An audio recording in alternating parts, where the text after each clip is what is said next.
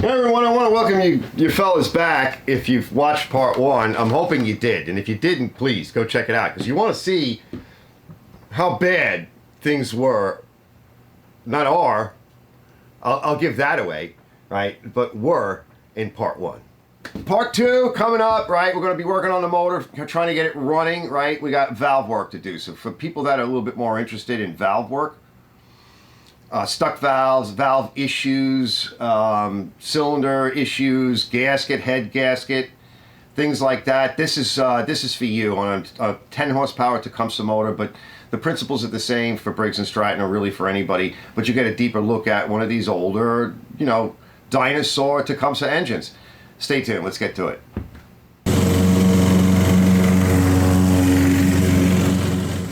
Well, it's not really pitting, it's more like a staining. She might still run good. Alright, let's see if we can finish it up. Get off that junk. My thing is that can damage the rings. So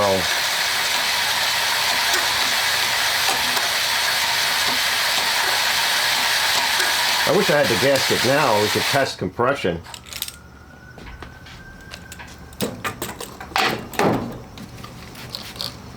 Alright, I'm going to work this for a little bit. That's definitely a cast iron sleeve or something, because that's what all that rust was from. Or that brown.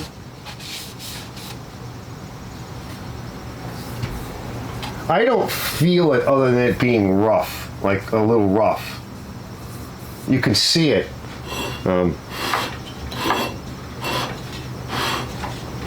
She's moving a little bit better. We got to get that out of the rings, so we want to get some juice down into those rings, especially on the bottom, and to get some lubricant in it. I want to spin it. That'll work.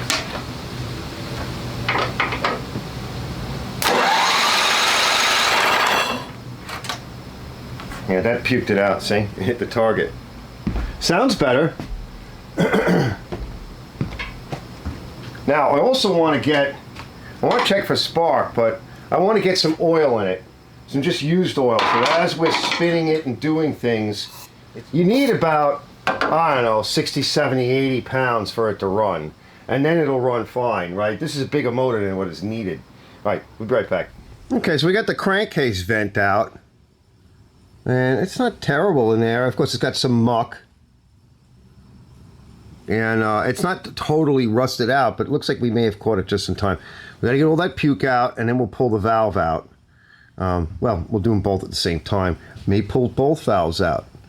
All right, and we're going to want to check, too, to see what the valve lash is when we're done. But we'll see. We'll just take it one step at a time.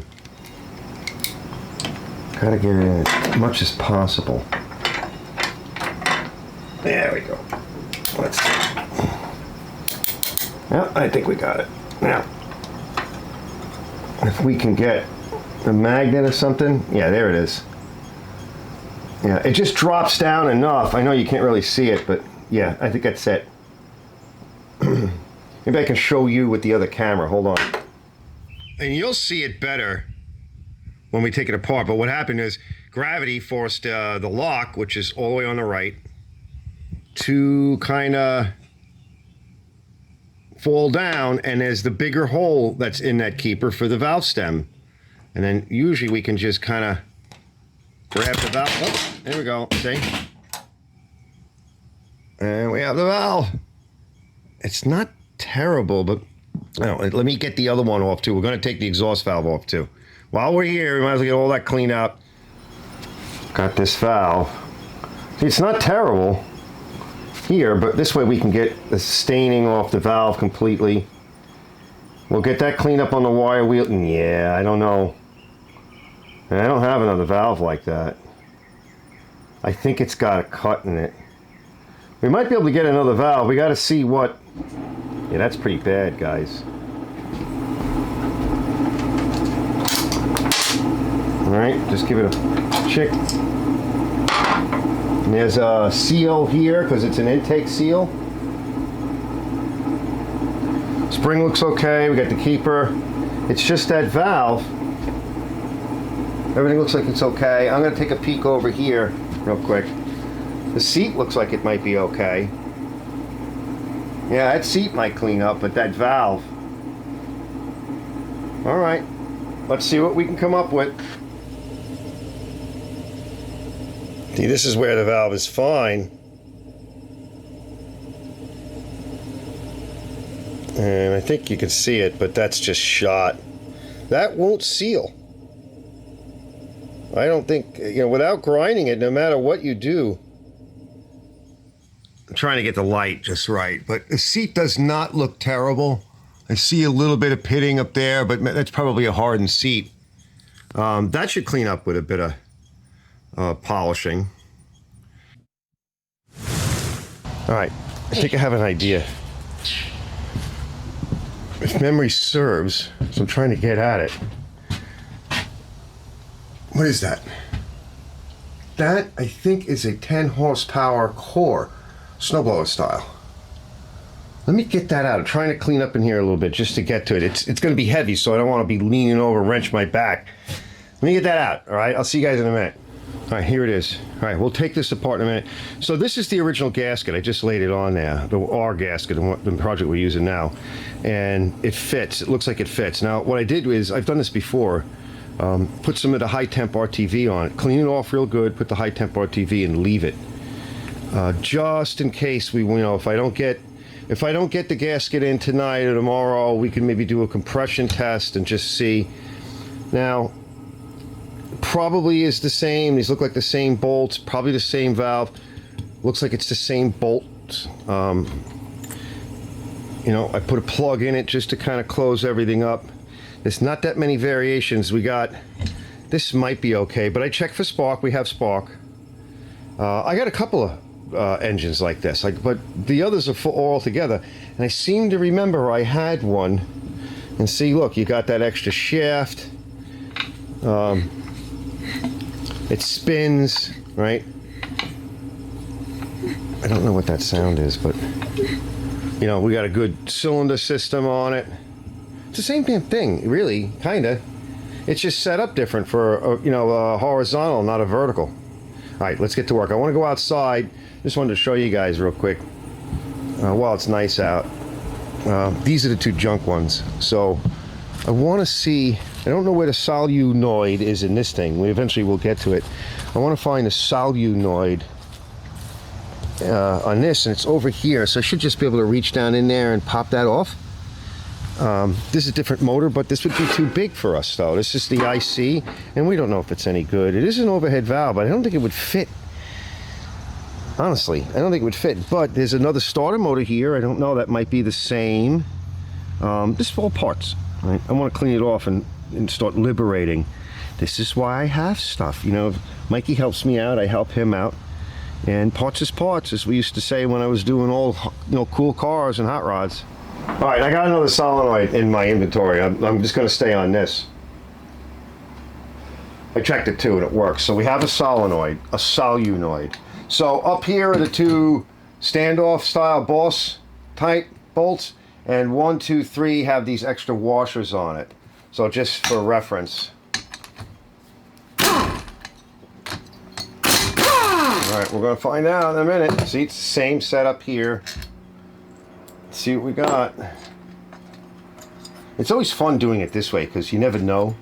People be like, well, you spent all this extra time and you collected junk and you're not a collector, you're a hoarder. Shut your mouth. I am a collector of I'm a proprietor and purveyor of fine quality stuff. Right? One man's junk. See, these are little short guys. One man's junk is another man's junk. Oh, no, that's not how it goes. Let's see what we got. It seems to be in pretty good overall shape. Probably a lot of the rest of it just died. Anything else on here? Let's see. Trying to get it so that we don't kill the gasket. Not that it's going to come off in one piece. That's why I ordered another one, just in case. Sometimes it does. Sometimes they come off in one piece. It's really hit and miss, right? No matter what you do, right? See, it's going to break. See, that one came off and it didn't come off. All right, that gasket's shot. So the gasket that we have, which is, hold on, let's get it. So the gasket that we have came off a lot better. Much more better. Oh yeah, it's the same, guys. And look at that valve. This engine's mint. Wait till you see it. Too bad we can't use it. And it has a little bit of stain right down there. I'll get you in and take a look. This big. These big motors. All right, so we got the valves. We'll pull this off. All right, out of the way. I'll get that guy out. Let me get you in a little closer. Look at that. It's got like an extra little cut there. And we'll pull the valves. That valve looks good. I think we're going to be golden. All right, let me move this out of the way, and let me get you in with the other camera, and we can get a quick, a tighter peek. That's how it should look. Look how beautiful that is. Let's get that out. Look at it, nice and beautiful. All right, let's get that out of there. All right, so the name of the game. So this is the retainer. Let me get the other one. Well, there's our spring. So this is the retainer. And notice, let me get the valve too. I want you guys to see, all right, the goal, right? This is, because it's hard to see in there. It's not like overhead valve. So the spring, got goop all over it. Right, basically in there like that, sandwiched up against the block and everything. And then this guy, right, see how it fits into this taper?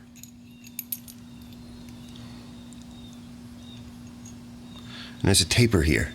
And then that's how she locks, right? And then pushes up against the spring. All we need to do is press the spring down enough to get some space, relieve the tension, and then what'll happen is you get it to drop. And then once it's dropped, the lock is off, and then we can pull it out, pull the valve out. You would think like this would go over the cap, but not really, not really in this setup. And then these feet here, they go up against the block. So what we want to do is slide this section in through the spring as close to the end as possible, like that. Okay. And then shove it down in there. See, I got it. All right. And you may not be able to see it very well, but that's the idea. And now this has got a ratchet pawl on it, so as we grip it, it should ratchet for us. There you go. You see it? Now it's not going to stay there, so I got to hold it. So I'm going to reach in there. See, I dropped the spring, and I pulled the valve out.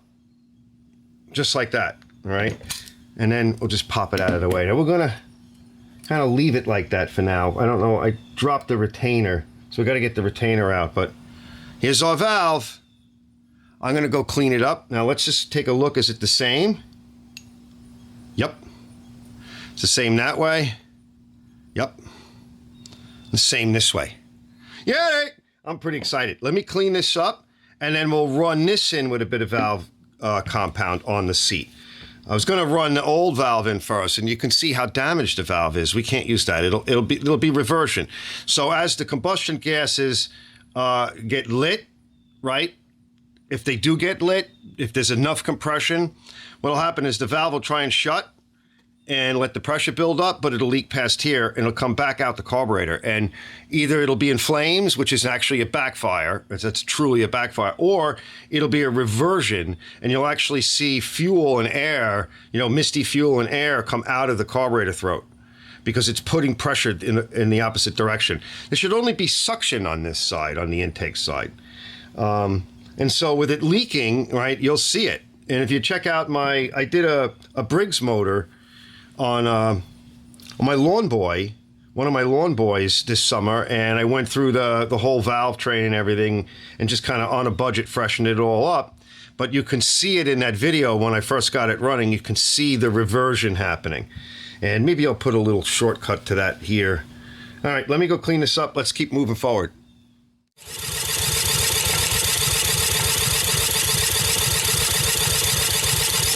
Yeah, something don't sound right.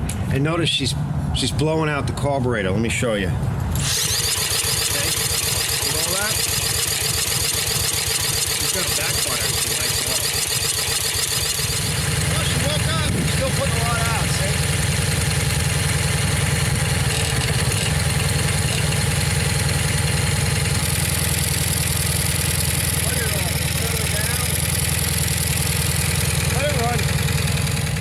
look at it all. It's all puddled up down here. It's just pushing all the fuel right out.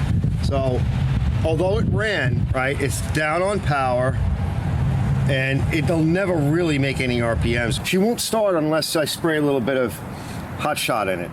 All right, I just cleaned it up on my bench grinder and my wire wheel. It looks good. All right, there's nothing wrong with this one. Yeah. All right. Yeah, there's nothing wrong with it. All right, so now I'll set up, guys. We'll set up to do a lapping, and hopefully the seat cleans up, but it does look good enough to certainly give it a shot. Let's get started on that. Okay, I do see a little bit of damage here. All right, that's got me a bit concerned. So I've got a little bit of toothpaste in this cup, and also, you know, some of our grinding compound, and that toothpaste is also somewhat abrasive, but it's going to help the compound to really stick. So let's mix that up. Plus it smells nice. All right, that's good. I already started putting a little bit on here, but we're going to put some more. Get it really on there good. Just butter it up. All right, that's good enough. We'll have to run this a couple of times. Now, there's no way to grab it with a drill or anything, so I lubricated the bore, right, the valve guide, and we'll have to see if we can get this on there. Usually these things slip off, right? It's a pain in the ass, but I'm going to have to sit here for a while and try to spin it. It's not going to be easy because, like I said, they tend to slip off. Okay, so I put the suction cup on a rod, make sure everything is clean.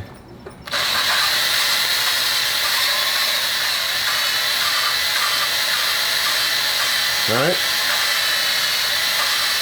I'm just going to sit here for a little while, guys, and do both of them. And that's a lot better. And just let the cutting, you know, the cutting medium do the work. Yeah, I think you can see it. It's here. But if you get a continuous line somewhere, right, there'll be some kind of a seal.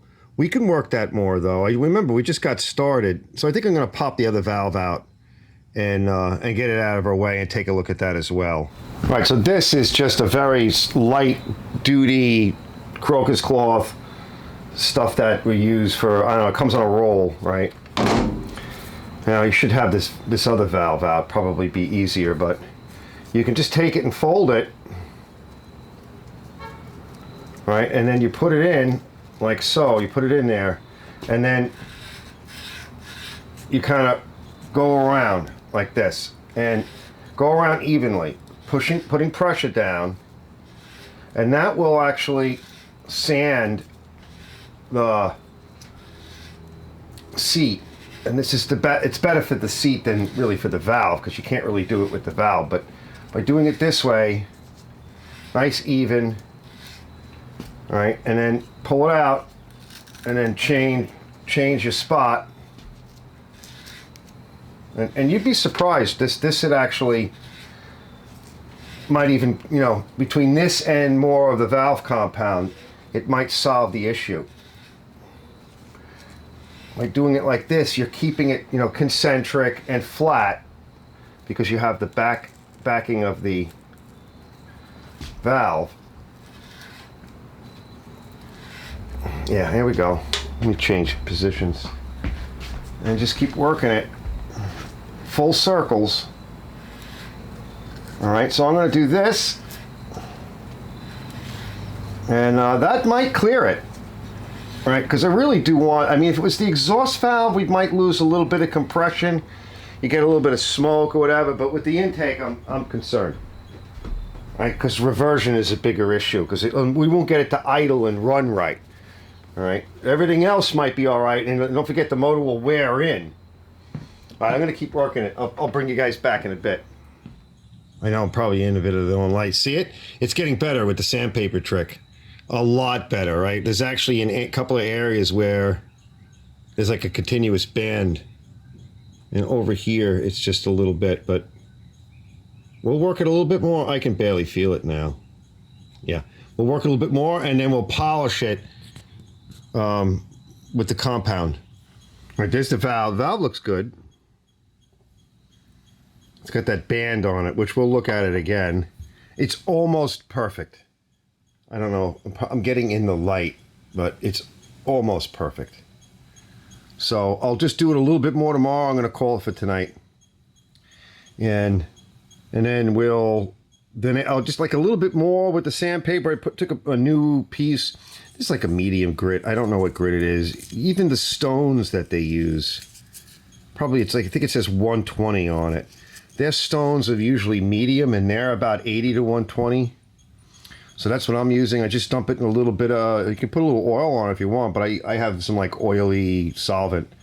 You dip it in there, and then I just kind of move it around. We'll finish up tomorrow, and then I'll polish it with the compound, and then we'll do this one. And then that's it, right? Clean up. We'll hone a little bit more to put a crosshatch in. And we'll just kind of get everything all cleaned up. And I got the gasket. Where is it? It's over here. Just have it hanging up. So we got Sten's gasket 465-450 head gasket. I'll take a picture of it so that you guys can see it. It was made in 21. All right, I'll be back. I'll see you guys later.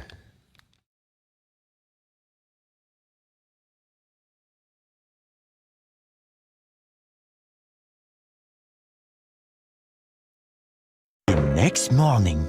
All right, I'm cleaning up everything. I know it's going to be a little overexposed, but it's perfect. See? I ran the lapping compound over both of them in excellent shape.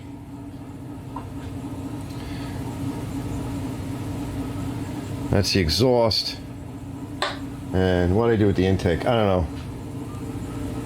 So anyway, what I did was, in case you guys are asking, this is a push rod from, I don't know, probably a Chevy or Ford engine. I threaded the end of it, and then I can kind of put on whatever suction cup that I want to use and just chuck it up in the drill. All right, I'm going to put the valves in. I'll see you guys in a minute.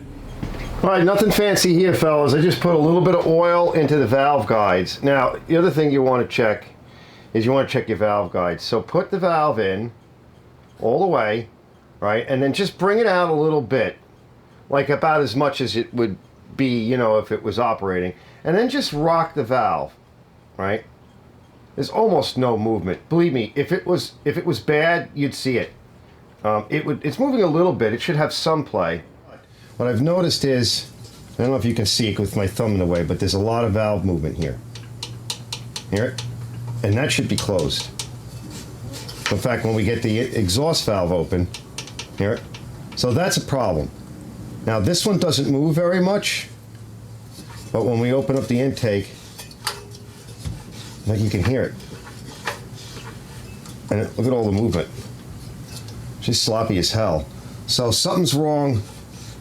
I think you got a couple of things going on here. The lack of lubricant caused the valve guide to wear. But there's like no play in here. So that valve guide is good. I'll check the other one when I go to do that.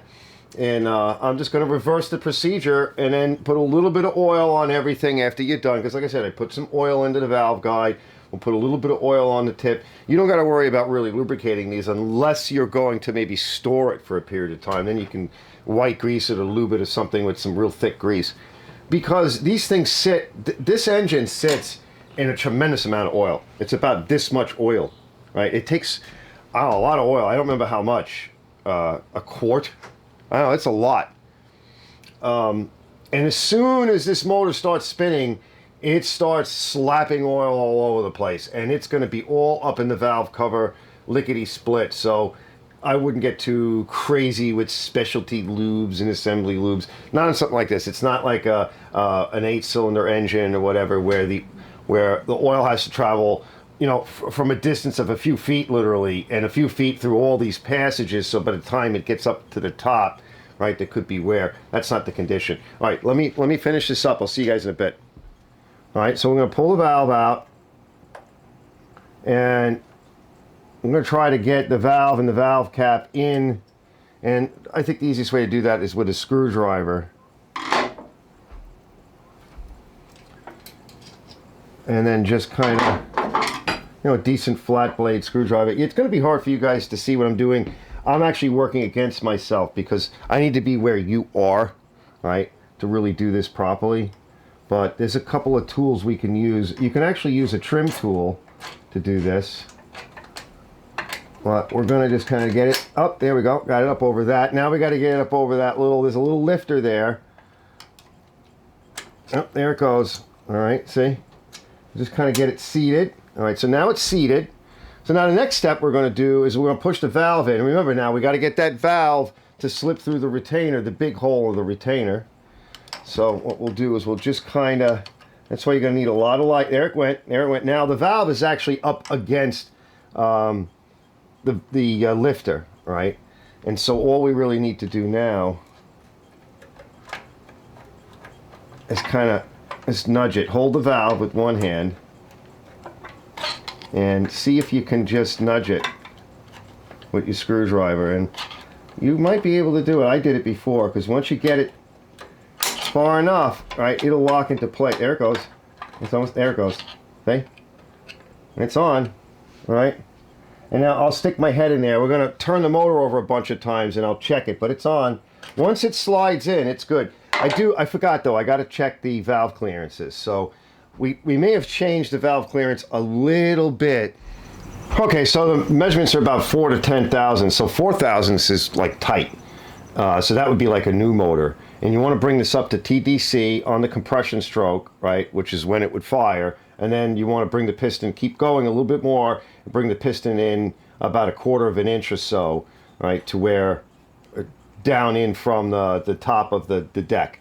And we'll show you that in a minute. But while I have the camera set up over here, so this one, the one that we worked on, we did all that valve seat work, is about 4 thousandths of an inch. And let me see if I can get it in there. Yeah, that's good. All right, so it might even be a little bit tighter, but that should be fine. Oh yeah, so she feels good. And this one, the upper one, which is the exhaust valve, I would say make that a little bit more. And so 4 thousandths fits a little bit loose. Let's try 6 thousandths, right? We have up to about 10. And that feels okay.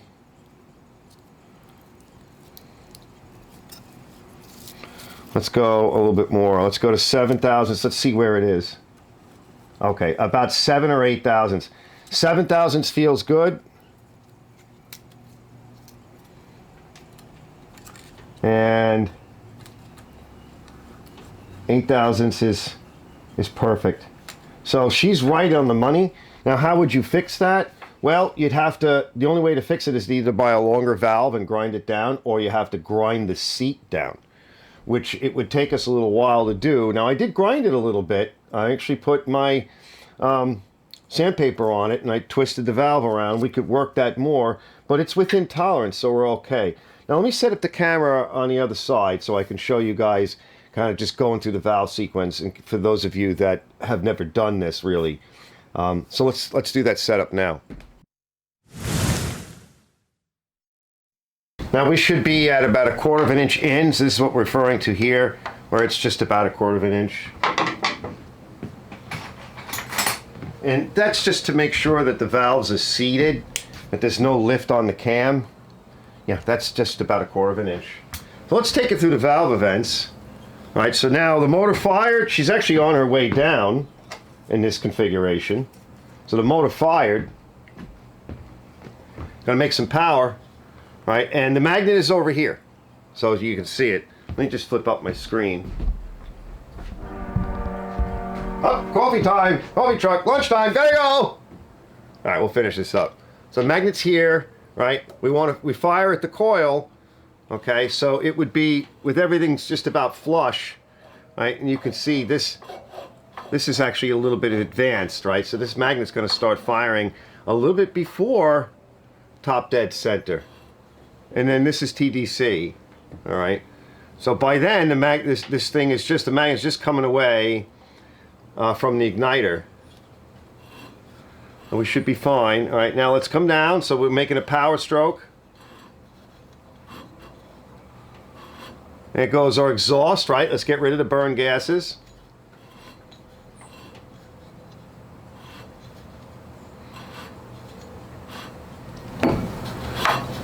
Okay, we'll come up. All right, push anything out that's left over. Now we're going to start our way back down again. We're going to suck in. We've opened up the intake valve. We're going to suck in some of that new charge.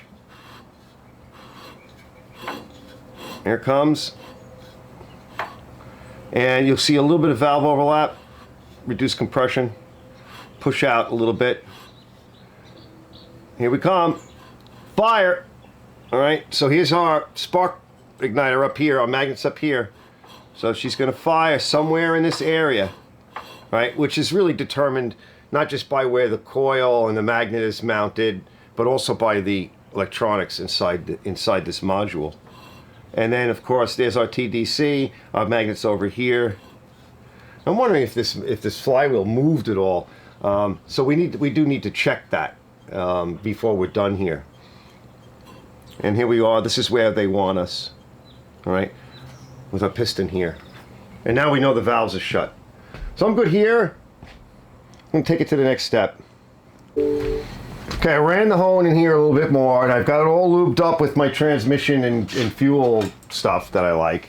And I don't want to continuously run the hone in here to try to polish out every little blemish, because what we'll do is we'll wind up bell mouthing the cylinder, and that's not good either. So I've got out as much as I think we need to get out. Now I'm going to go nice and slow, and I'm going to move, I'll show you, I'm going to move this thing in and out, right, to try to create that crosshatch, because it's that crosshatch is where how the oil gets pulled up from the rings and everything, and it creates pathways on a diagonal, right, towards the top of the cylinder, creating that pathway that the oil will travel. It's like a little scratch or a groove, and the oil travels up towards the top of the cylinder by doing that. If you just spin it in place, you're creating ridges that block the transfer of oil.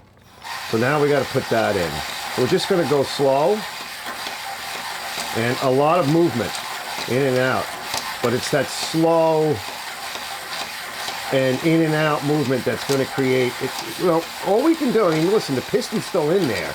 This is suboptimal, but all we can do is we're working with what we got, and I'm going to spend a little bit of time, fellas, and just keep doing this as my last sort of honing action in here, and then we can put the cylinder head on. Be nice and slow, taking a peek every now and then to see how it looks. I'm not developing a lot of muck on the cylinder or in the cylinder, and I'll clean it out. Just give it a wipe, and I'll put a little bit more of my lubricant on.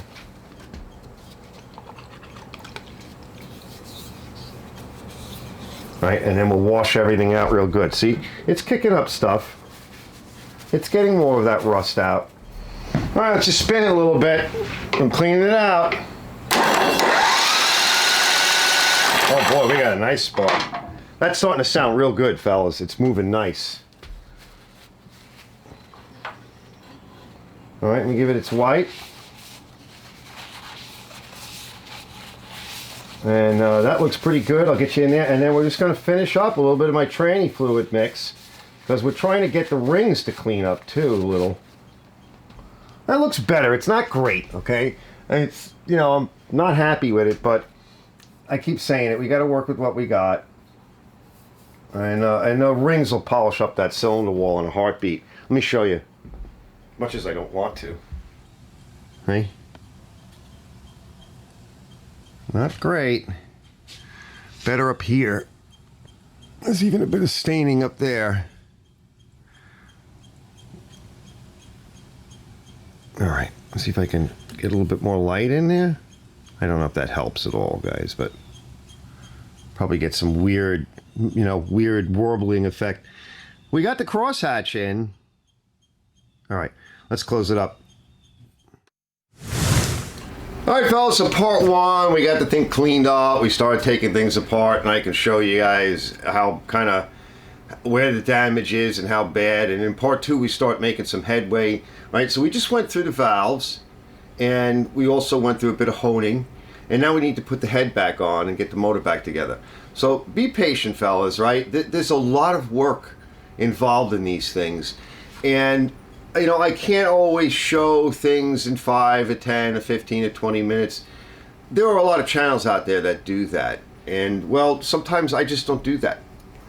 That's not the scope of my channel, really. It's working on cool stuff and trying to restore it and bring it back to the way it was, or something similar to the way it was, or as good as we can get it right now, right, and put it back into use. And I do them on a budget. So looking to save some money for you fellas in the future. You know, I haven't spent, even by the end of the project, you'll see I really didn't spend much on this thing at all. It's just time. And it's that time, that's where I say the patience. And patience is a virtue. It's a real one. Not like these made-up woke ones that, you know, people have to go parading around signaling. It's a real one. And I've talked to some people, you know, even in the gaming world or whatever, people my age and older than me, and they're like, I look down on the time tag, and if it's more than 5 or 10 minutes, I won't watch it. And then he's in. I'm like, what are you in a rush to? You're gaming, right? You're gaming. What is it, 50-year-old man, 40-year-old guy gaming, playing the same thing over and over again, right? You got plenty of time, bro, motherflow. Sit down and go watch yourself something and learn something instead of just repeating and recycling the vomit that you're encountering all the time. You know, take your time and apply it to something that's going to give you something back, right, and empower you. We're coming into a world where they say it's the end of abundance. Well, they're creating that, right? A world of end of abundance.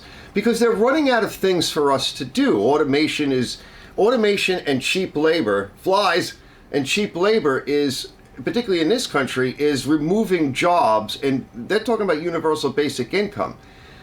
Like they tried during the CV-19 period, right? They're going to do that. They're going to do it because they're running out of things. When I was younger, I came into a world and I was training for it, and I worked in manufacturing, I worked for the military, I worked on F-14s, and they were ushering that world away, and it disappeared from America. And even as a young fellow, I remember arguing with a friend of mine's father on his front lawn. I was maybe 19, 20, about the Clintons and all this other nonsense, and I knew what they were doing even then, that it wasn't going to be good. So a lot of people in other countries where labor is super cheap, they took a lot of the jobs that we used to have here. And you can't keep inventing new jobs. Most of these new jobs are sit-down jobs. They're automated jobs. Somebody's watching a CNC machine. Nobody's sitting there cranking on a handle. Mil spec is in certain areas, and it's just not in others. Automotive manufacturing, it's the same thing. So what you really need to learn, and everybody needs to learn, is about the world around them and how to work in it, how to work with it. And even if it's not a matter of making money with it, if you can save yourself some money by doing something for yourself, you've saved money that you've really hard-won money, and you've saved yourself in a sense because you've just given yourself something to do that's of importance, right? You did something, you fixed something, you learned something, you put the time into it, you saved some money, and you might screw up for a little while. And it's a lawnmower. How bad can you screw up, right? But over time, you guys are going to pick up things if you keep watching shows like this. Doesn't matter whether it's homesteading. You know, learn how to grow, learn how to do this, learn how to do the other thing. My point I'm making is if you only want to spend 5 minutes or maybe 10 minutes trying to learn something that took mechanics like me and others a lifetime to learn, and we're trying to share it with you, if that's all you think of yourself and us, well, go for it, all right? Knock yourself out. I'll see you guys in the next one. Stay tuned for the next one, and we're going to try to see if we can get this thing to run. Sorry for the lecture, guys, but sometimes inspiration in this channel comes with a bit of boot in the hiney. I'll see you guys later.